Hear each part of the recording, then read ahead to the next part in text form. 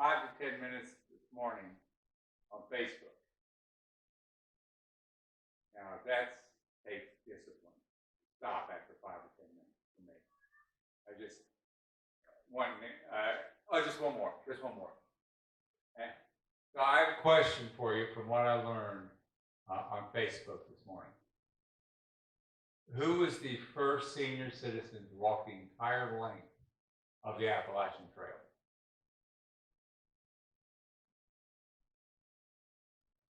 Okay.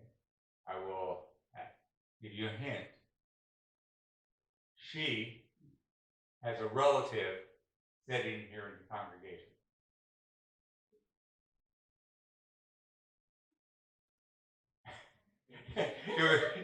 it was Granny Gatewood. And Jessica told me she is a distant cousin of Chad. I think he's just learning.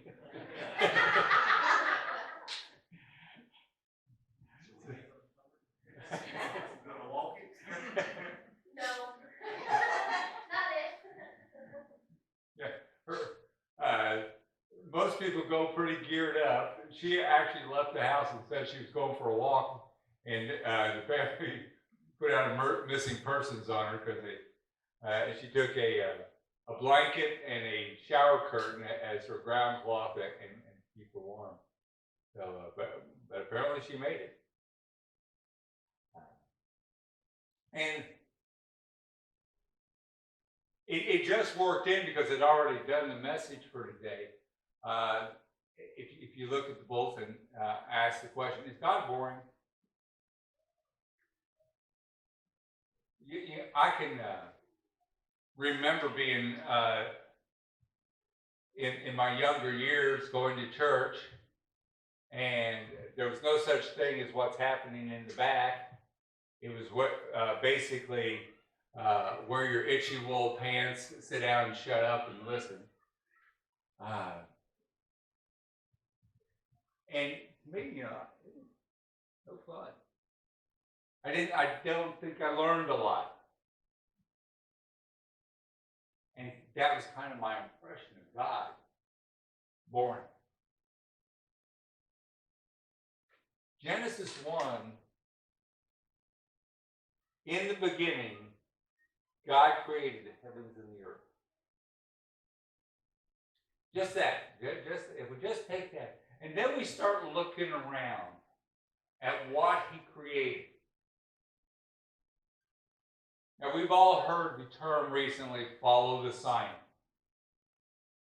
Just follow the sign. Science can lead you a lot of different directions. Back to the definition of science. The intellectual and practical activity encompassing the systematic study of the structure and behavior of the physical and natural world through observation and experiment. That's a fancy way of saying just look around. Just kind of try and figure out what's going on. Seek to understand the world around it. Somebody mentioned we can go by the conservation office and pick up trees. And then suddenly people were talking about the different kinds of trees, maples and oaks and hickory and all these that might be available.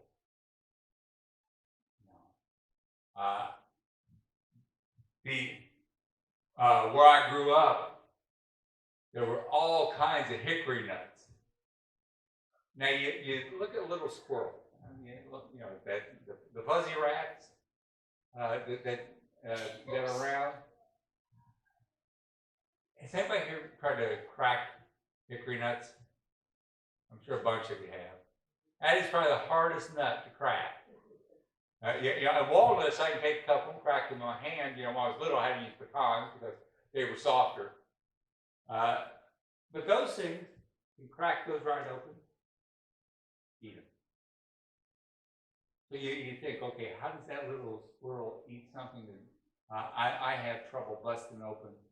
Basically have to use a hammer to crack it or a pair of ice grips.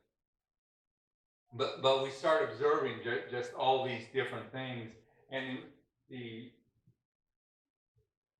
let's see, prefix, but the suffix for a lot of words is ology. A lot of us studied psychology, we studied biology, we studied all these different things. And ology just means study of. Biology is the study of living organisms.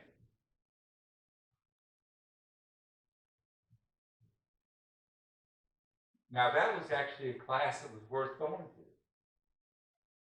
to. You got to have frogs.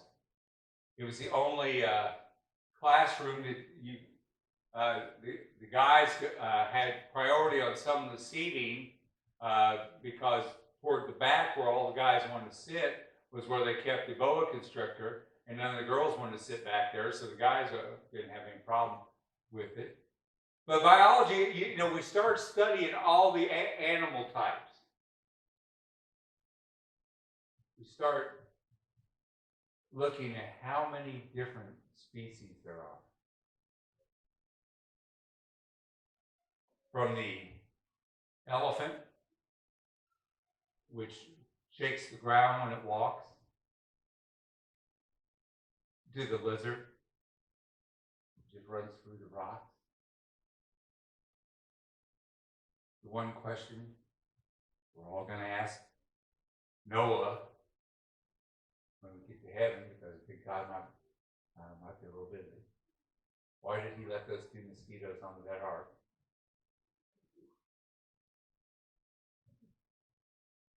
But how can God be boring if he took the time to do all these different kinds of species, all these different kinds of animals that can survive in any climate? You can go to the driest desert and you'll find life.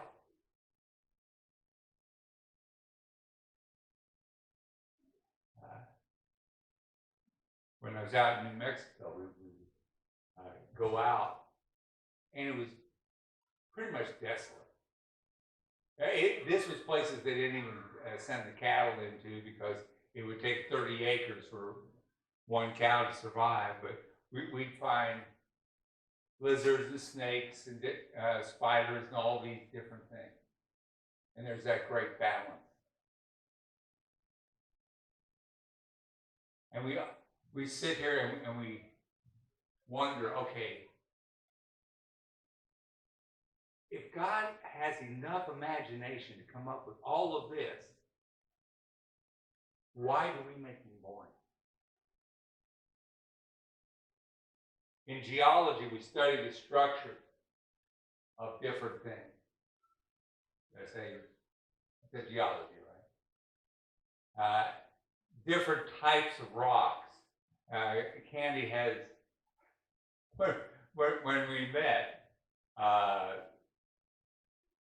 one of the things that attracted her to me was the fact I had a ski boat at the time. And we would go out and we'd be around the lakes in Arkansas and stuff. And all of us were having fun. And by the time we got back, all the places we stopped, Candy had collected rocks. So, and to this day, she's got a granite rock from New Hampshire. She's got a big crystal from Arkansas. She's got all these different ones. They're so different. When we were in Oklahoma, mostly it was sandstone. You could pick up what looked like a decent rock and actually break it in half with your hand. When we're headed back up to New Hampshire, and when Trinica was little, one of the things she loved about New Hampshire was even the curbs along the road sparkle. Because they have so much granite up there, that's what they use to make their curbs on the side of the road.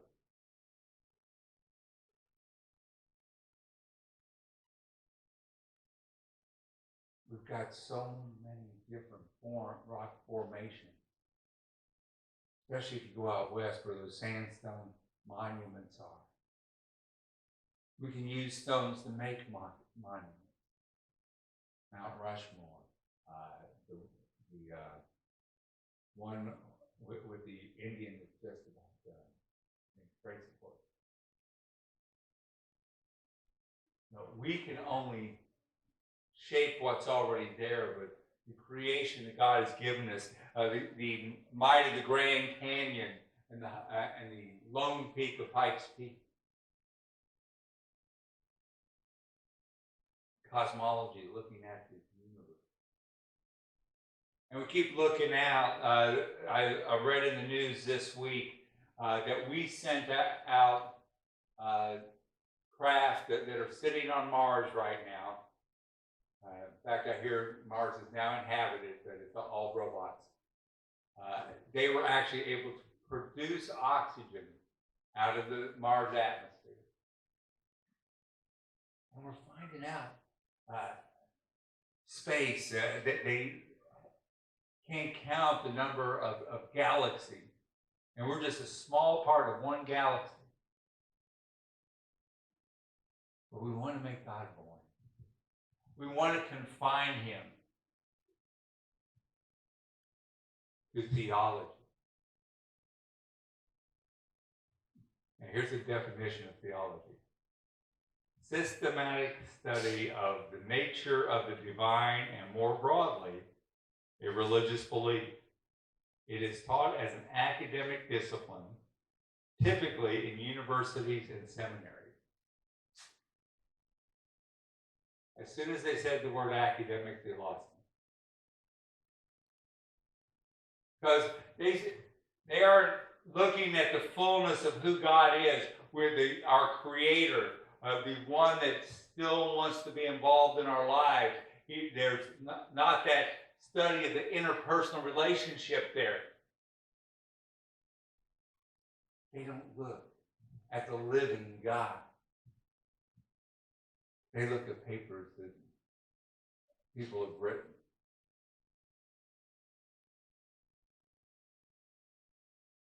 You need to understand how truly good God is. I have an exercise for everybody this week. It's supposed to be warm this week, right? Who really likes mowing grass? Okay. Do you wish sometimes you didn't have to do it quite as often, or just you could just do it more for fun and because you got to get it done? No, you just really like it. All right, I love it.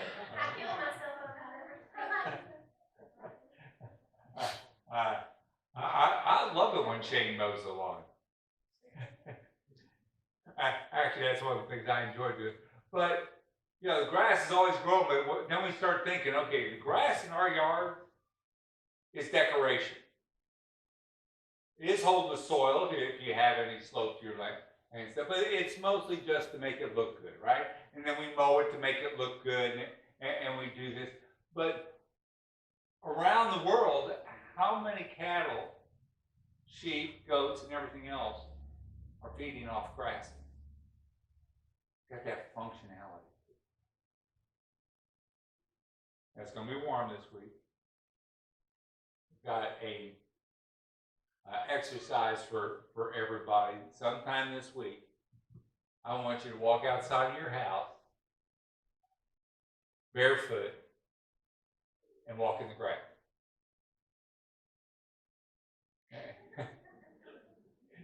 Yeah, I know for Jessica, with her allergies, that would be a true trial. But just for a moment, come in that contact with God's creation. The carpet that he has put out there for us to walk on. Just for a moment. And the best time to do it, while the dew is still on it.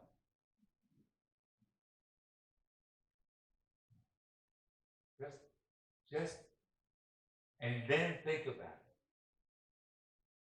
This is part of God's provision to this is part of God's provision.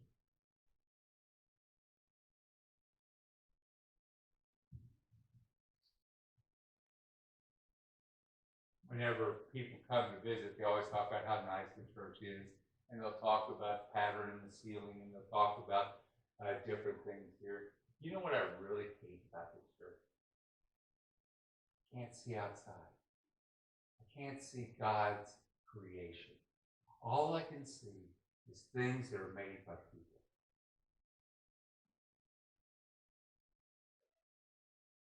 I think it was Michelangelo that said, how can anybody imagine that the shoe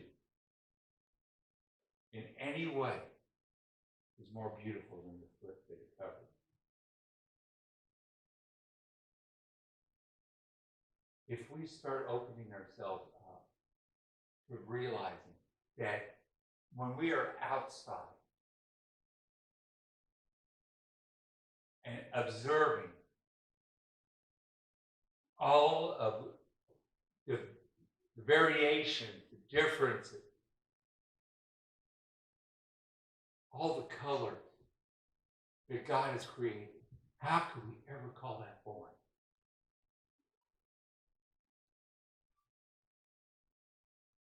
People talk